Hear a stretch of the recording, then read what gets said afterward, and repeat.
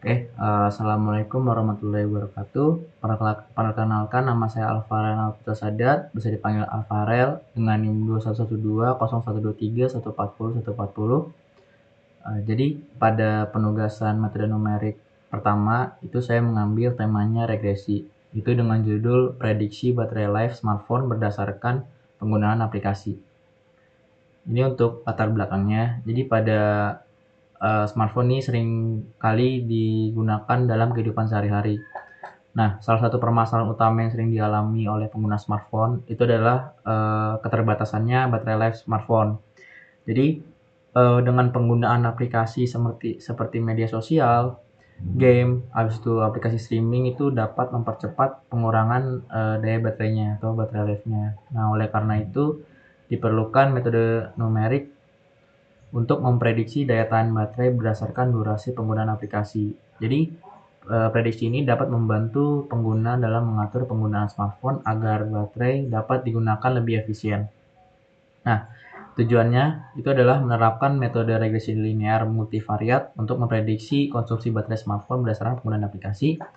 Lalu yang kedua, membangun model prediksi yang dapat mengestimasi sisa waktu baterai untuk berbagai skenario penggunaan. Habis itu mengevaluasi performa model menggunakan metrik statistik seperti mean square error atau MSE dan koefisien determinasi atau misalnya R kuadrat. Lalu memvisualisasikan hasil prediksi untuk mempermudah interpretasi. Lalu ini ada batasan masalahnya. Jadi data yang digunakan adalah data sintetis yang dibangkitkan berdasarkan karakteristik umum aplikasi smartphone. Lalu model hanya mempertimbangkan 8 kategori aplikasi yang mewakili tingkat konsumsi daya berbeda. Lalu faktor lain seperti suhu, perangkat, usia baterai, dan pengaturan sistem tidak dimasukkan ke dalam model. Lalu ini adalah dasar teorinya. Nah, ini regresi linear adalah metode statistik dan numerik yang digunakan untuk memodelkan hubungan antara variabel bebas atau X dan variabel terikat atau Y. Jadi tujuannya itu adalah menemukan garis lurus terbaik yang merepresentasikan hubungan antara kedua variabel tersebut. Nah, di sini ada rumusnya. Jadi Y itu adalah variabel terikat atau baterai life-nya itu sama dengan beta 0 atau disebut intercept. Lalu yang ditambah beta 1 yang disebut slope dikali X-nya itu adalah variabel bebas. Jadi durasi penggunaan aplikasi. Dan ini adalah untuk koefisien determinasi R kuadratnya. Jadi gunakan untuk mengukur seberapa baik sih model regresi menjelaskan variasi datanya. Jadi ketika emang R kuadrat berada pada rentang 0 hingga 1, semakin mendekati 1, maka model regresinya itu semakin bagus atau akurat. Dan ini untuk rumusnya. Oke, lanjut ke bab 3 metode penelitiannya. Nah, ini ada dua tabel. Yang pertama itu adalah durasi penggunaannya itu per jam. Jadi selalu ada baterai life itu per jam juga. Jadi ketika memang smartphone digunakan semakin lama, kita lihat pada tabel misal sampai 8 jam.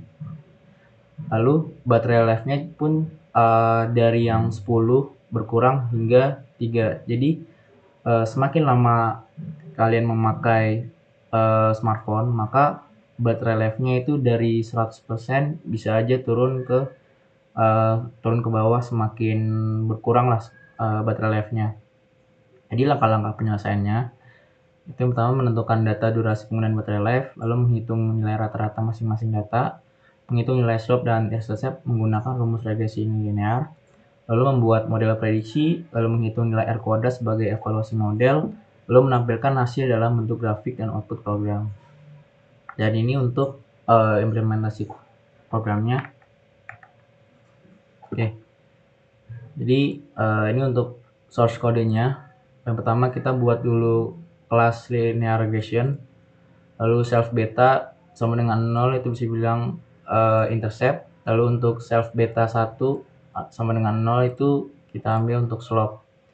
Dan ini untuk menghitung koefisien regresi linearnya, underscore X sama dengan NP min. Lalu untuk ini tuh min underscore Y sama dengan B dot min kali Y.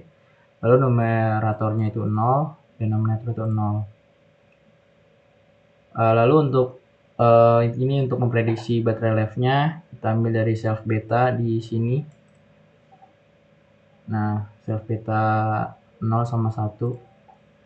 Lalu untuk menghitung koefisien determinasi R kuadratnya atau R-nya, itu jadi semakin kan range-nya kan sekitar 0 sampai 1. Jadi kalau semisal emang hasil R kuadratnya itu mendekati 1 atau misalnya 1, maka determinasinya itu semakin akurat untuk perhitungannya. Nah, ini untuk main-nya. Jadi X-nya itu adalah sama dengan penggunaan baterai aplikasi per jam. Ini untuk penggunaan aplikasinya nanti bakal dimasukkan di bawah.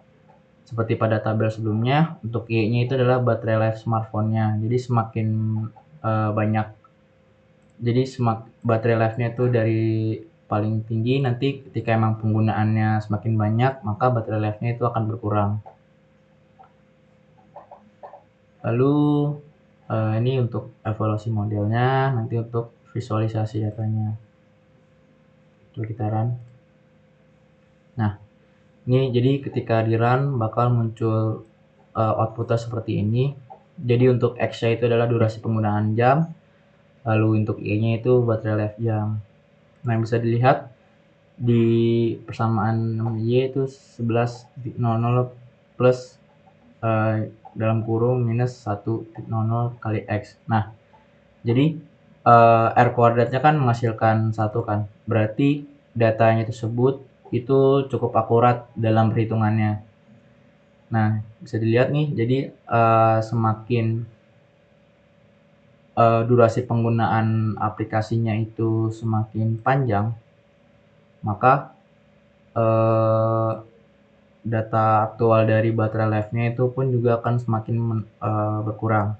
Makanya hasilnya tuh dia menurun sesuai dengan prediksinya. Nih di sini. Dan untuk titik ini adalah data aktual ya. Lanjut ke ini. Analisisnya menunjukkan bahwa setiap penambahan 1 jam penggunaan aplikasi menyebabkan penurunan baterai life sebesar 1 jam. Nah, jadi kan menandakan bahwa seluruh variasi baterai life itu dapat dijelaskan sepenuhnya oleh durasi penggunaan aplikasi, sehingga model memiliki tingkat kecocokan yang sangat tinggi terhadap data. Berarti prediksinya itu sangat akurat.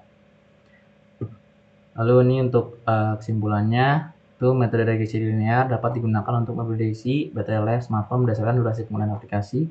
Lalu implementasi metode regresi linear menggunakan pattern dapat dilakukan dengan sederhana dan mudah dipahami.